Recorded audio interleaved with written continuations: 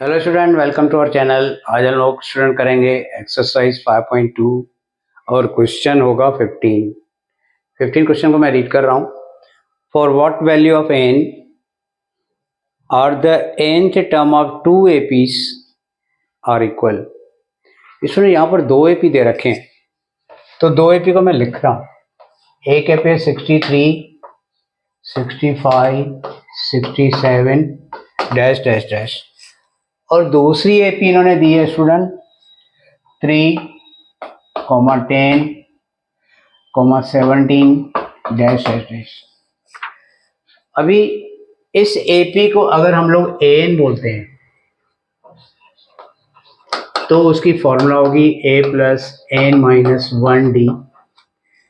इस एपी को हम लोग दूसरी एपी है तो बी एन बोलेंगे, तो b plus N minus 1d। ठीक है स्टूडेंट। अभी इसमें a होगा 63 एंड स्टूडेंट d होगा 65 है, 63 कटेगा तो 2।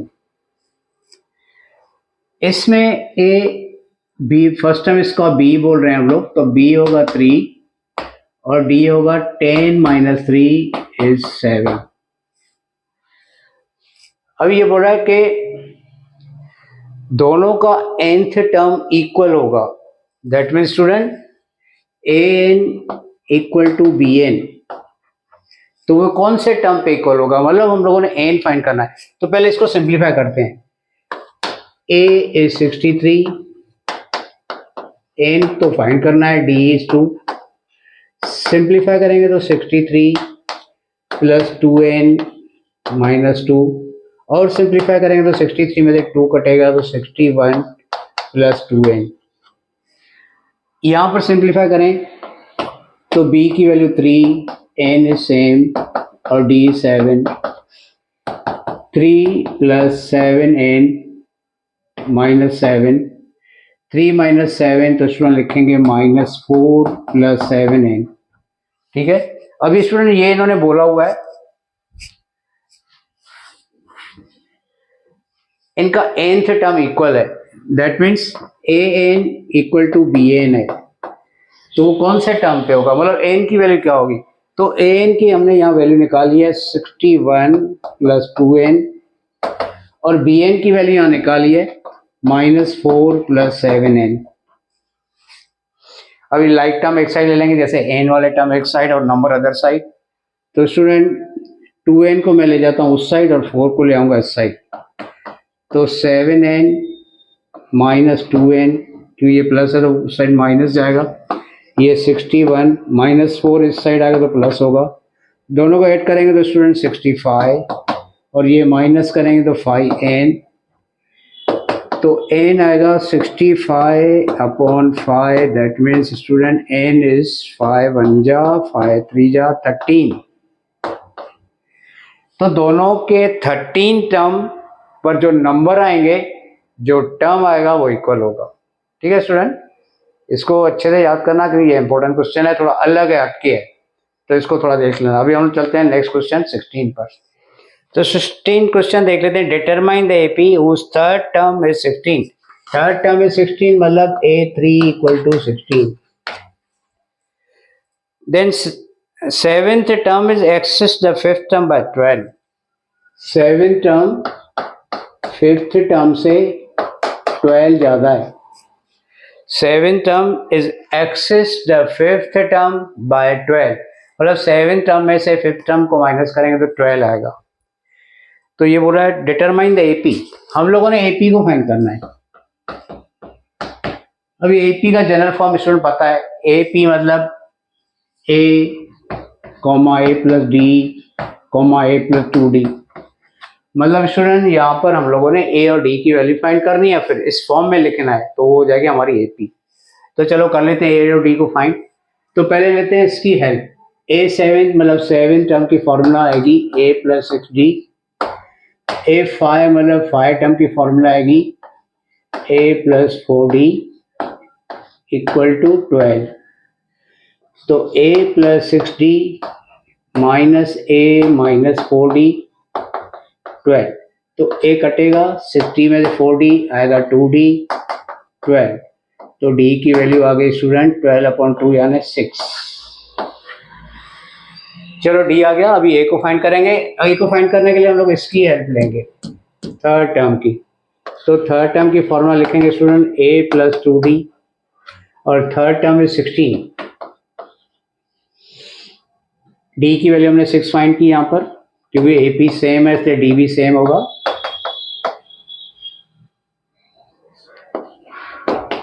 (12 = 16). 12 माइनस में जाएगा स्टूडेंट, तो आएगा 16 - 12 = 4। तो डी की वैल्यू आ गई, ए की वैल्यू आ गई। अभी हम लोग फाइंड करेंगे स्टूडेंट ए पी। लिखेंगे general form A + D, a + 2d dash dash dash. तो देखो स्टूडेंट a 4, तो इसका फर्स्ट टर्म 4, फिर सेकंड टर्म a + d 4 + 6 मतलब 10, फिर a + 2d, 2d मतलब स्टूडेंट 2d मतलब 12 और 4 यानी 16 और इससे ऑन। तो ये हो गया हमारा AP। AP को हम लोग इस जनरल फॉर्म में लिखेंगे, फिर वैल्यू पुट करके AP बताएंगे। तो इस क्वेश्चन के लिए ये AP होगा। तो स्टूडेंट अभी हम लोग चलते हैं क्वेश्चन 17 पर। तो स्टूडेंट क्वेश्चन 17 को मैं पढ़ता हूँ। फाइंड द 20th टर्म, मतलब A20 फाइंड करना है।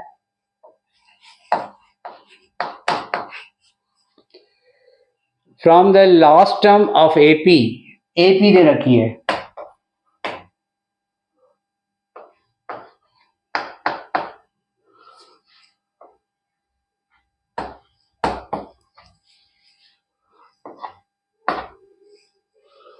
अभी यहां पर स्टूडेंट ने एक वर्ड दिया है फ्रॉम द लास्ट टर्म। अगर ये वर्ड नहीं होता, अगर ये लिखता find the 20th term from the AP this, तो बहुत इजी क्वेश्चन था।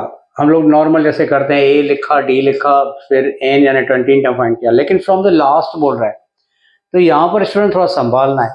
फ्रॉम लास्ट मतलब यहाँ से, तो हम लोग इसे AP को ही उल्टा कर देते हैं। यहाँ पर D होगा, 8 में से 3 कटेगा 5, दैट मीन्स 5 का डिफरेंस। तो मैं जो लास्ट टर्म है उसको फर्स्ट लिखता हूँ। अभी उल्टा लिखा मतलब D हम लोग माइनस करते जाएंगे, क्योंकि ये सीधे में 5 प्लस हो रहा है, तो जब उल्टा AP लिखेंगे तो 5 माइनस होता जाएगा। तो सेकेंड टर्म आएगा 248, फिर 5 माइनस करेंगे तो 243, ऐसे बनेगी हमारी AP। अभी हमने यहां से 20th टर्म फाइंड करना है, तो हमारे लिए ये हो गया A is 253, D स्टूडेंट 248 में से 253 माइनस करेंगे तो D की वैल्यू आएगी -5, और 20th टर्म फाइंड करना है, मतलब N की वैल्यू 20। तो लिखेंगे 20th टर्म की फॉर्मूला A + 19D, A की वैल्यू 253, 19D की वैल्यू -5, 253 19 × 5 -95। अभी करेंगे माइनस, 3 में से 5 नहीं कटेगा, 13 में से 5 कटेगा 8, 4 में से 9 नहीं तो 14 में से 9 कटेगा 5, यहाँ 1 बचा तो 158। तो स्टूडेंट इसका 20th टर्म 158 आएगा। इसको थोड़ा अच्छे से समझ लेना। फ्रॉम लास्ट बोलता है तो AP को ही घुमा देते हैं, जो लास्ट टर्म है उसको फर्स्ट बना देते हैं, फिर इस हिसाब से जो भी A आएगा D आएगा वो लेके हम लोग 20th टर्म फाइंड करेंगे। तो चलते हैं नेक्स्ट क्वेश्चन पर। तो क्वेश्चन हम लोग 18 का देखते हैं। The sum of the 4th term and 8th term of AP is 24। That means student ये बोल रहा है कि जो 4th टर्म है और जो 8th टर्म है, इनका जो सम है वो 24 है। Sum of 4th term and 8th term of AP is 24, and the sum of 6th term and 10th term, 6th term और 10th term का जो सम है वो है 44।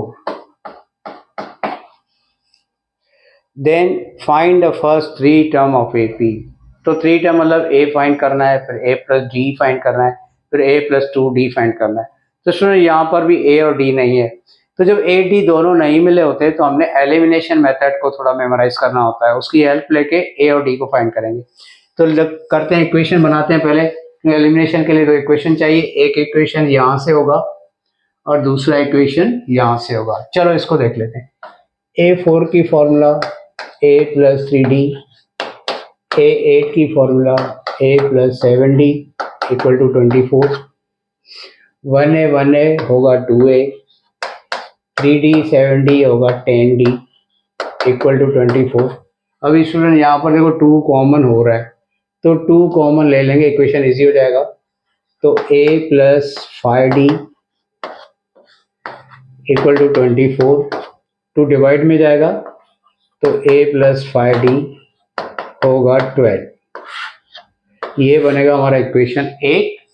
और यहाँ पर लिखेंगे A + 5D A + 9D = 44। Same method A और A 2A, फिर होगा 14D = 44। फिर यहाँ भी 2 को कॉमन ले लेते हैं, तो A + 7D = 44। फिर ये 2 जाएगा डिवाइड में, तो आएगा A + 7D = 22। तो मिल गए 2 इक्वेशन। चलेंगे एलिमिनेशन में, दोनों इक्वेशन एक दूसरे के नीचे लिखते हैं। A + 5D = 12, A + 7D = 22, minus sign change, A cut, -7D + 5D is -2D, -22 + 12 -10। ठीक है स्टूडेंट, माइनस कट जाएगा, D आएगा, 10/2, तो D की वैल्यू हो गई 5। ठीक है, अभी हम लोग एक इक्वेशन लेके A की वैल्यू फाइंड करेंगे। मैं फर्स्ट वाला ले रहा हूँ, A + 5D = 12, D की वैल्यू लिखेंगे 5, होगा 25, 25 उस साइड माइनस, तो स्टूडेंट A = 12 - 25, A की वैल्यू आएगी -13। तो A की वैल्यू आ गई, D की वैल्यू आ गई। अभी हम लोग फर्स्ट 3 टर्म फाइंड करेंगे। First 3 term,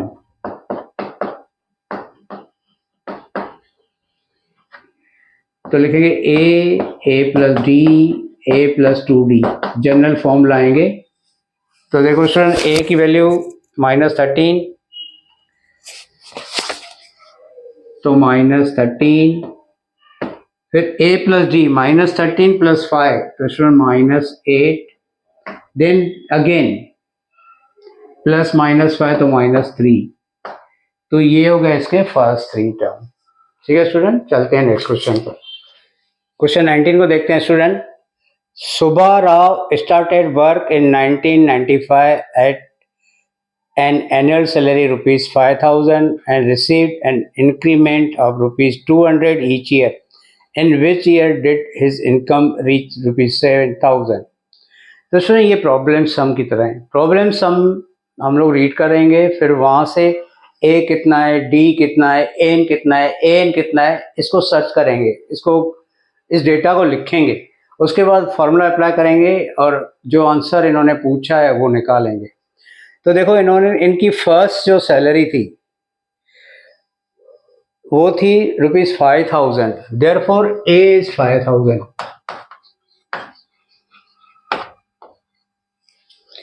then an increment of ₹200 each year उसके 200 रुपये बढ़ रहे हैं, मतलब ये होगा D, क्यों ईच ईयर ये डिफरेंस आ रहा है, सो D is 200।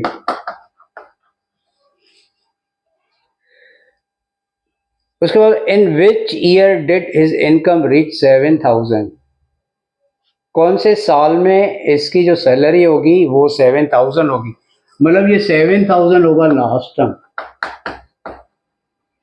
और इसमें हमने फाइंड करना है एन, नंबर ऑफ ईयर। तो एन की फॉर्मूला लगाएंगे,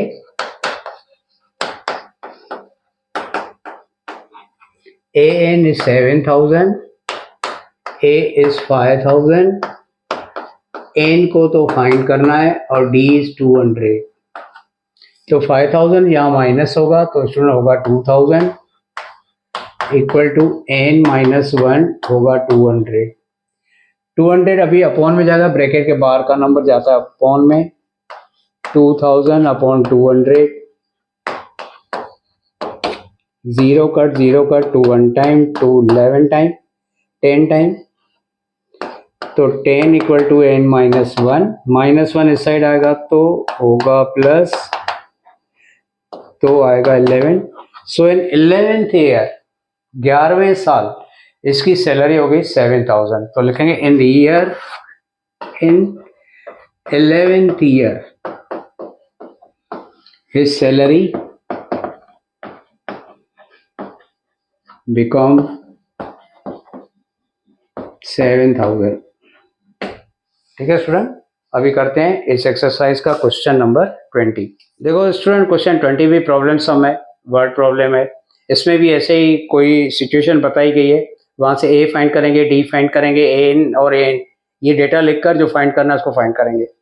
Ramkali saved ₹5 in the first week, मतलब स्टूडेंट ये हो गया हमारा ए।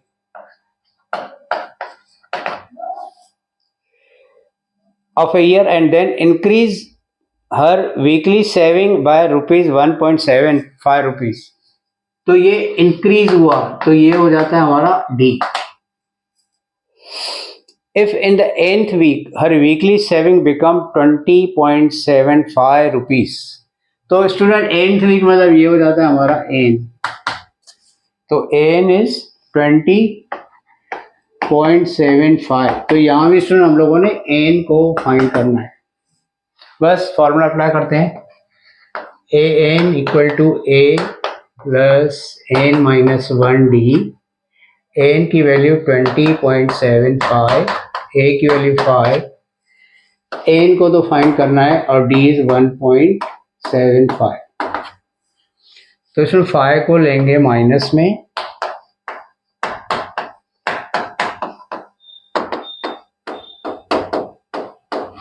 तो आएगा 15.75।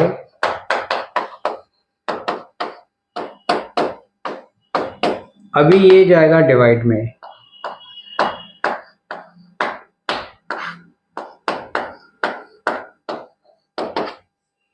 पॉइंट निकाल देते हैं स्टूडेंट, 2 प्लेस के बाद 2 प्लेस के बाद। ये आएगा 100 और नीचे जाएगा 100, तो कट जाएगा। अभी 25 की टेबल इजी होती है, तो 25 की टेबल लगाएंगे 175 पर 7 बार, या 157 पर 6 टाइम, 7 लेफ्ट, 3 लेफ्ट, 7 लेफ्ट, तो 75 पर 5 टाइम, 75 पर 3 टाइम, 7 1 जा 7 9 जा, तो स्टूडेंट आएगा answer n-1 equal to 9, therefore n equal to 10।